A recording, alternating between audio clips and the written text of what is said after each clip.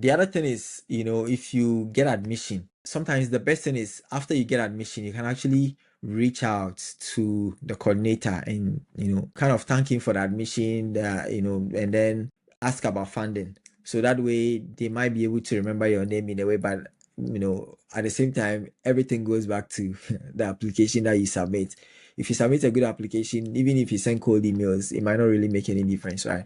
So you have to check that. And also, yeah, those whose programs require them to be in a lab, you always have to try to reach out to a professor who want to have you in their lab, because for those programs you might have to get somebody before you actually get into before you actually get a funding. So those are some of the things. Now the outside GAs, I've interviewed some people, right, on my channel on the ShyPod, and they talked about the process. So basically the way it works is that every school has a job portal. For some schools, they are very restrictive, so they will not allow you to access those jobs unless you have received admission, and in some instances unless you have paid the enrollment deposits.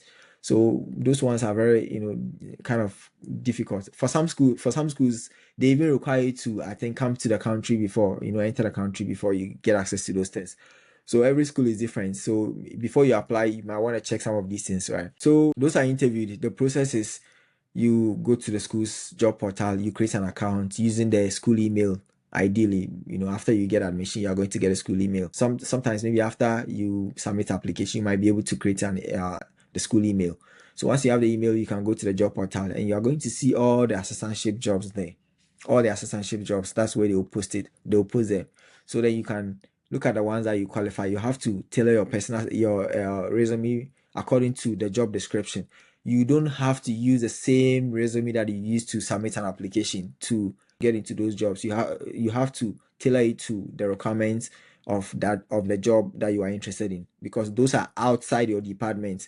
Okay, this is very important. So then you have to go through all of them and make sure you qualify for those. Sometimes you don't have to be fully qualified. You just have to make sure you have certain skills, and then everybody has skills, right? Sometimes we just belittle ourselves if you think about it, but if you take your time and then look at the descriptions very well, you realize that you can actually fit into some of the programs, right? And so some of the jobs, and then just apply. That's all.